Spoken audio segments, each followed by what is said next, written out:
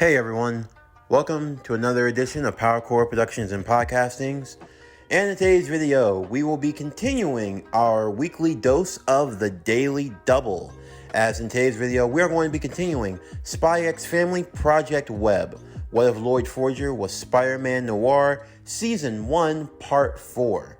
And with this Part 4, this now marks our halfway point through Season 1. Meaning we have now covered the first 12-ish episodes. Even though Season 1 of Spy X Family is technically 25 episodes, I'd say roughly that the Season 1 mid-credit ends at episode 12, so this is the mid-credit. And so far, we've seen a lot of amazing things in this blended world of Spy X Family and Spider-Man Noir, as we continue to follow the adventures of the Forger family. The father, who goes by many names and titles. The spy, the family man, the hero. The mother, who hides her identity as the assassin. And their lovable daughter, who hides her secret as the telepath. Safe to say, there's never a dull moment in the Forger family home. But as time progresses, as a family bond continues to be built among the three, how long can the secrets be hidden? How long can the charade continue? Can their familial bond stand the test and pressures that come with being in a family? For all this and more, stay tuned as we now continue the story. As always, sit back, relax, and enjoy the show.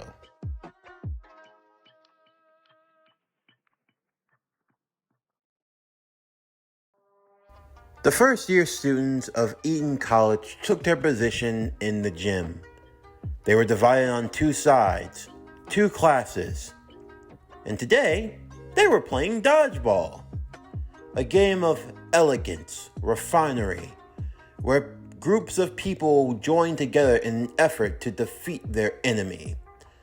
Although for Anya's class, teamwork was anything but a given. Everyone had pretty much broken off into their own individual groups and cliques, and they were going to be doing their own thing. But the one thing all of these classes had in common was that they were at the mercy of the Destroyer. A child who you could say hit his stride way too early.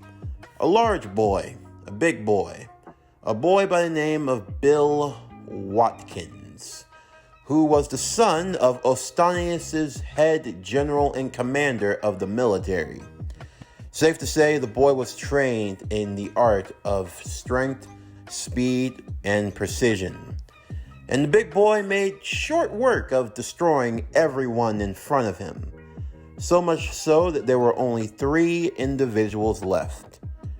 Anya Forger, Desmond Damien, and Becky Blackwell Cravenoff. As Damien, Becky, and Anya were the last 3 standing, Bill thought that this was going to be easy. Safe to say, for the 3 children in question, if they were going to win this, they were going to need some much-needed prayers. I can't believe it, Damien would say. I'm stuck with these 2. Hey, Becky would say, yelling at Damien. You act like we want to work with you anyway. Isn't that right, Anya? Anya just looked at the 2 of them. Best friend. Idiot boy. I know what to do. Really, Anya? Becky would say. Oh, great. What could you possibly think of in this moment? It's like what I saw on TV once. There was this situation with Bondman, and Bondman couldn't defeat the bad guy by himself, right? So, Bondman teamed up with Webman, and they teamed up with another hero, that being Officer Pengy. What? You talking about cartoons? Damien would say. That's right. They can work together. We can too. I got it. We're gonna be Anya and her amazing friends. Da da da da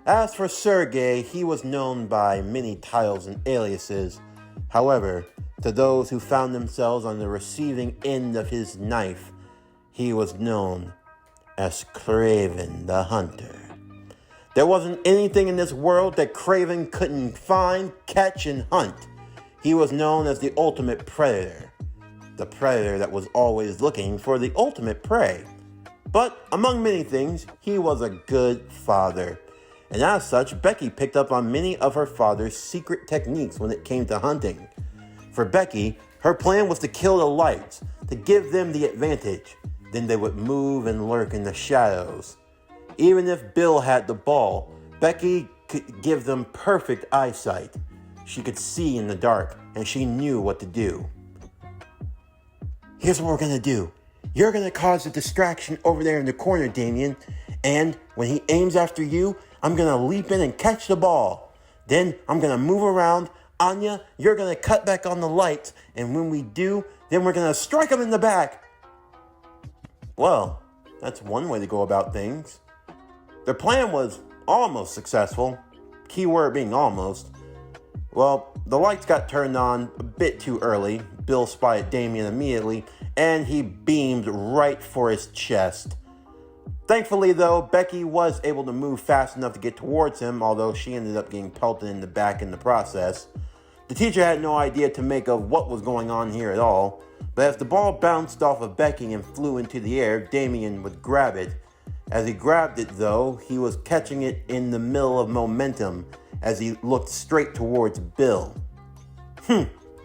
There's no way you can dodge at this point. I'm gonna move too fast for you two. Damien would then beam it directly towards Bill, only for Bill to jump over the ball as it bounced underneath his legs. Bill was so focused on Damien, though, that he didn't take account for Anya. Anya would quickly catch the ball, as Bill turned to see that Anya was already in motion. She raised her foot into the air, planted it firmly on the ground, just like Mama had taught her. She then swerved her hips to get a good motion. She focused, and she also took something from Papa. You see, while Anya was mind reading one night, she would listen in on her father's thoughts as he talked about web slinging through the city and how difficult it could be sometimes. The key was to always stay focused, to always make sure he knew where his webs were going. Otherwise, he couldn't swing from building to building, and he'd end up falling onto the ground and hurting himself. With that level of focus and determination, Anya would give it everything she had. Her killer technique. Star catcher, light, arrow! Now, I wish I could tell you that through all of this shenaniganery and through all of this nonsense, that Anya, Becky, and Damien were able to come out with the win. I wish I could tell you that they all got Stella badges because of this. But that's the funny thing about a wish. Everyone does it, but not everyone can get it. Here's what really happened. You see, Becky and them, they ran in the dark. That was all well and good. And while Becky can see somewhat in the dark, the problem is that there were windows on the top of the building, meaning that the sunlight was still streaming in through the gym. Yes, it was dark somewhat, a few places a lot more darker than others, but it wasn't anything that Bill couldn't figure out. To be honest, he just stood in the same place and just watched as they prowled on with their plan. The idea being of trying to catch him off guard. In the end, he was able to take out Becky, then Damien missed his shot, then Anya took it, then Anya thought she could catch him in the back to try to make up for it, only for him to catch the ball, beam it at Anya. Anya fell to the ground, then he quickly turned, looked at Damien, and pelted him right in the back. And just like that, the game was over and Bill had won. Although, you thought it was really entertaining, didn't you? Yeah, that's the thing. It doesn't always go the way you want it. But in either case, though, the teacher was still somewhat impressed. The fact that the students had put aside their differences and tried to come up with the most convoluted of schemes. I mean, honestly, if it had worked, he would have been very, very impressed. Although they were still long ways from getting along in that regard, as Damien quickly chewed them out for doing something so stupid. And then Becky chewed out Damien, and then Anya, well, she looked like a deer in headlights. But how about the Forger family? How are they doing right now? Well, Yor was doing well when it came to the cleaning aspect of the house. Safe to say, it was as clean as it had ever been. Although cooking was a different story. If what you could even call whatever she did cooking, I call it more like poisoning. Safe to say, if Loid ever found himself in a situation where someone was trying to poison him to death, his poison tolerance probably went up 100-fold. So he could survive that, I guess? But how was our Loid? Well, safe to say, he was running himself ragged. It wasn't even just him doing his Operation Strix mission, but it was every other mission that his agency wanted to give him on top of that. One mission in particular that found him with the family in the aquarium. Of course, it was supposed to be a simple outing with the family to not draw suspicions from neighbors who might have thought that due to his absence from time to time that he could have been stepping out on his family and having an affair. No, he had to keep up the good optics somewhat. However, trying to balance being a father, being a spy, and then on top of that, being your enemy country's superhero, well, that was easier said than done. And at the aquarium of all places. There's no point in boring you on the details of the mission. It wasn't anything spectacular or anything of that note. But all the same, Loid did find himself extremely exhausted at the end of the day. Although in the end, Yor and Anya, they were happy. And Anya even got a large stuffed penguin out of it. Although even still, as Loid found himself walking home with his family, the words of that older woman still pondered his mind. He would fake an emergency call at work after they got home as he went back to that bar. It was empty once again. It was clean but empty, as if it were kept up even though no one ever came. As Loid walked into the bar, he would wait at the table. Almost as if it bypassed his own super senses, the elderly woman appeared in front of him, pouring him a drink. Well, if it isn't our favorite family man. Madam Webb, isn't it? I haven't been called that in a while. Says here that you're a fortune teller and a psychic, and that you're also the owner of this establishment. Yes, although my clairvoyance doesn't work quite like it used to. And yet you were able to tell about me just fine. I want to know, who are you really? I've told you who I am. Have you figured out who you are yet? I'm not here for riddles. What are you expecting? Some logical answer? Some rhyme or reason for why things are happening the way that they are? I am who I am. That's all that there is. And you are what you are. And that's all that there is. There's no complication of things. There's nothing to be hidden. There's no trick up my sleeve. Nothing hidden. It's all just the standard truth. I know who you are. I know that you were chosen by the spider. So you know. Yes.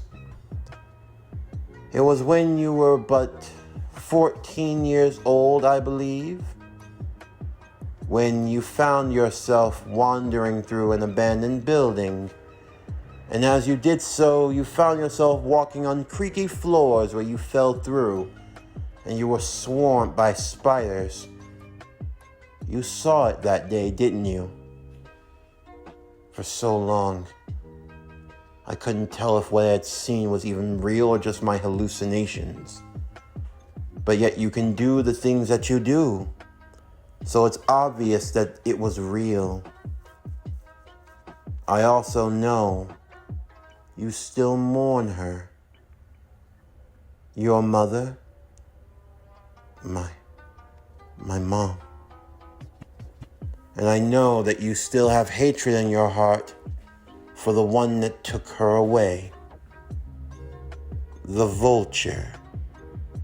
Loid crushed his glass immediately. Don't you ever say that name to me again. I am sorry for your loss. No child should have to go through something so traumatic. You wish to find him, don't you? Tell me, why did you take this mission in the first place? Because it was the mission given to me. I was the best one that could do it. Yes, that's true. But that's not the only reason. Despite every mission you've taken, despite everything you've done, you've been working on something, haven't you? You know as well as I, the person you're looking for is here. So tell me, why did you really come to this place? You know so much about me. Then it's obvious that you know about others, don't you? Maybe I do, maybe I don't. But tell me specifically, I want to hear it from you. What do you want? Loid looked to the older woman with a serious expression on his face. I want the name of the bastard that ate my mother. Vengeance, that is what you want. Revenge is not the way of the hero. Loid looked to Madame W.E.B. I am no hero. I'm not a family man. I'm not even a spy. Right now, I am a son that will avenge his mother. I see, Madame W.E.B. would say. Now it all makes sense. You are a man that has worn 1,000 faces, but yet your own face, the original face, the one that you bury under your multiple personas, he is the one that has awoken. He won't rest until he gets his vengeance. Yeah. I don't know. It's just, it won't stop. Every night, he screams. I can tell you one thing. I don't need to tell you who he is. I have foreseen many things that will happen to you in this lifetime. And the one thing I can tell you for certain, whoever you are, I'm not talking to Loid. I'm not talking to Twilight. I'm not talking to Spider-Man. I'm talking to the scared boy that still lies within you. This I can promise. You will have a choice to make. A choice that will set you on a course that will determine everything. Your vengeance and your opportunity for it, it will come soon at hand. Madam Webb grabbed him by the wrist as she leaned in closer. However, I must warn you. If you pursue your vengeance, you will lose them forever. This concludes Spy X Family Project Web. What if Loid Forger was Spider-Man Noir? Season 1, Part 4. As always, if you enjoyed today's video and everything else that we have to offer, then please don't forget to like, comment, subscribe, share, and hit that bell for post notifications so you can stay up to date on everything that is PowerCore Productions and Podcastings that has to come out now and in the future. And stay tuned for tomorrow's video as we will be continuing the Daily Double. And if you haven't, make sure you check out our earlier upload in the day and to always stay caught up on everything that is PowerCore Productions and Podcastings. But anyway, that's going to do it for the end of today's video. I'm Javon Harrington, signing off, and I'll see you next time.